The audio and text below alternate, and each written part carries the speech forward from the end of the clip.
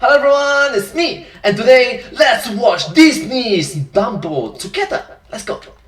Mini theory. What if all Dumbo's problems were just the result of the stork at the beginning of the movie delivering him to the wrong mother? Dumbo's ears are certainly much bigger than the other elephants in the circus, but they don't look so absurd when you look at the size of African elephants' ears. Now look at all the other elephants that you see in the circus, they have themselves smaller ears, making it likely that they're Asian elephants. Does that mean Dumbo is actually a case of mistaken identity, or is it a commentary on cultural migration and racial tension? Is Dumbo actually super woke? Oh, that's true. Is Dumbo actually super woke? I just can't believe my eyes. Nope, back to the drawing board. Let's go. 4, 3, 2, 1.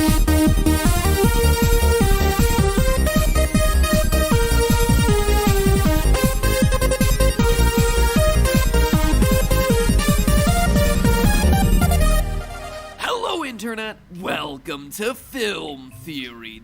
Hello Internet, welcome to Film Theory. Hello, let's start.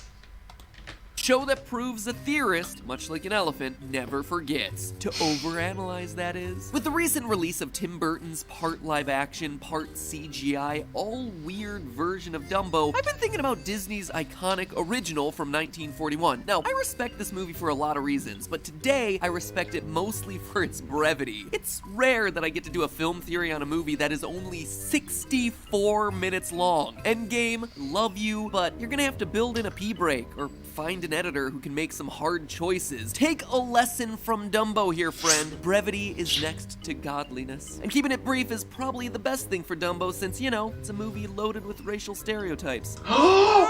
Anyway, with this new version out, I decided to take a stroll down memory lane and rewatch the original Dumbo to find out that, well, it hasn't necessarily aged perfectly. It really was a trailblazer for the Disney canon. It's the first Disney movie centered around talking animals. It's the first one that's actually set in America, believe it or not, and it's the first one with a psychedelic hallucination sequence, something that would become a staple of Disney movies for years to come. Now, if you don't remember the scene, first off, do you even World War II, bro? Yeah, 1940s, get with it. Anyway, the setup is this. The clowns in Dumbo's circus are partying and drinking champagne. You know, normal clown stuff. And they accidentally knock a bottle of champagne into a large bucket of water. Later, when Dumbo and his friend Timothy Q. Mouse wander by, Dumbo and Timothy take a couple of sips and start to feel a little bit woozy. Dumbo blows bubbles from his trunk, and then a few moments later, they start seeing shape-shifting elephants that look like a Lisa Frank-inspired nightmare. The next morning, Dumbo and Timothy wake up in a tree not knowing what happened the previous evening, indicating that they had just had themselves an alcohol-induced blackout. I guess this scene was included to show kids the horrors of drinking?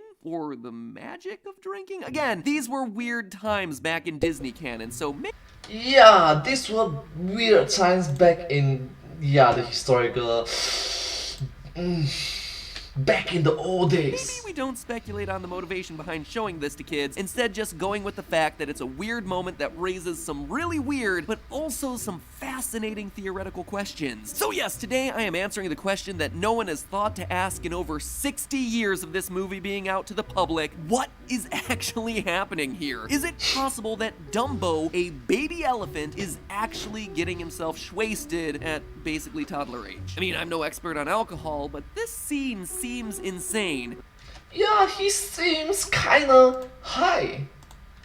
And I think I can scientifically disprove that this could ever happen. In fact, I have a theory about this that instead of being drunk, there's a real-world explanation for what's really going on with Dumbo here, and that there's actually something very fishy going on in that bucket. So over the teeth, past the gums, look out theorists, here it comes. To start off with, I was suspicious that an elephant would ever drink alcohol, but this is the one point that Dumbo actually has going for it. Elephants actually like booze. This is not even a joke. Even in the wild, elephants are particularly attracted to fermented fruit of the marula tree. And there are even some records of elephant binge drinking mahuli, a strong fruit wine made in India. Still, there are a surprising number of Google search returns that debunk the idea that elephants like to get drunk, at least regularly. So while the taste of hooch won't turn an elephant off, they're not exactly at the level of college kids on spring break. So, oh, that burn! Wait, I'm not. Oh wow, I'm roasting myself. Dumbo might enjoy himself the taste of his watered down bucket of champagne, but if we look at that scene, there is legitimately no way he drinks enough to actually get as sloppy as we see him get. Timothy Q. Mouse is giving him water to get rid of the hiccups, so Dumbo sucks up a few trunkfuls, holds his breath, and then swallows. He doesn't come anywhere near downing the whole bucket, which also means the amount of champagne he's drinking isn't anywhere close to the entire bottle, even though the scene makes it seem like he's just downed himself a whole keg. It's gonna be hard to get a perfect calculation of just how much Dumbo is drinking and how that should actually affect his body, but even if we're as generous as possible, we're not gonna get a result that makes Dumbo's hallucinations and blackout make a lick of sense. For instance, a normal bottle of champagne is 750 milliliters, about the volume of 2 cans of soda. That's roughly 5 servings of alcohol. Now, on the other side, baby elephants weigh in at roughly 230 pounds. For context, my little baby boy was 1/30th the size of a baby elephant. Aw, so cute! My pet, so cute. Being baby. The point here is that if we use a BAC calculator to say Dumbo weighs approximately 230 pounds and drinks that entire bottle of champagne in just those couple of gulps, which again he doesn't, but devil's advocate here, his blood alcohol concentration would be at about 0.11%. At a BAC of 0.11%, Dumbo would definitely be feeling his liquor and probably shouldn't be driving or flying, but he's nowhere near the insane levels of intoxication that we see in the movie. According to the American Addiction Centers, blackouts begin to occur at blood alcohol concentrations of 0.2% and higher, or about twice as high as our estimate for Dumbo. Now, unfortunately, we can't get any more precise than that because I wasn't able to find any scientific studies about getting baby elephants totally hammered. I mean, geez, science, get on that. Now, I can guess that you're saying to yourself that it's not fair to calculate baby elephant drunkenness based on human limitations, or heck, even human physiology. Baby elephants may have a totally different body composition that could make Dumbo respond differently to alcohol. And to True. There might be difference, especially when this is a fictional world. that I say, you are both astute and also incorrect. Yes, you are absolutely right to think that the body composition of a baby elephant isn't the same as a 22-year-old frat bro, even if they do weigh about the same. That said, the main body tissue that affects alcohol absorption is fat, where higher body fat percentages correlate to higher BACs, since fat tissue is relatively low in water and can't dilute the alcohol in your system. Surprisingly though, baby mammals are actually born with very low body fat percentages. Now, you might not believe that because human babies look like little chubby bunnies, and you're right, but human babies are actually the chubbiest of most of the animals in the kingdom, at about 15% body fat, all of which is clearly going to the legs, or as I like to call them, the little chunkers. Just pinch those little chunkers. Aw, little chunkers. Elephants, on the other hand, max out at about 15% body fat as adults, meaning that it's reasonable to assume that a bottle of champagne wouldn't have any more effect on Dumbo than a 200-pound dude, and probably more accurately, even less. So what gives? Why does Dumbo seem so drunk in this scene? Is this just cartoon logic? Well, yeah, probably. More often than not, that's usually the real explanation, but we don't care about real explanations here. We come up with theories to justify why it's actually happening as though it's really happening. We want real-world answers for these really inebriated pachyderms. So if you go back and actually look at the scene... So instead of plot armor, Madbat's going to terrorize it. What happens in it, it becomes apparent that something else is likely going on here. Sure, a bubble comes out of his nose, his eyes go a little sleepy-like, and he generally seems to be a happy, mellow drunk, which is one of the best drunks, so good on you, Dumbo. But then, you see that immediately after he takes a drink, he starts seeing hallucinations of pink elephants. And then all of a sudden, we enter a Dumbo Bizarriverse. But guess what? Alcohol doesn't make you hallucinate. If we go back to the scale from the American Addiction Centers that describes what happens to the body at various BACs, it confirms that your brain will literally start to shut down before it starts making up anything like a pink elephant. And for those of you who are the stickliest of sticklers, yes, there are a couple of liquors that have historically been thought to have hallucinogenic properties, stuff like absinthe. But remember that we know Dumbo is drinking champagne. That is not what's going on here. So what is going on here?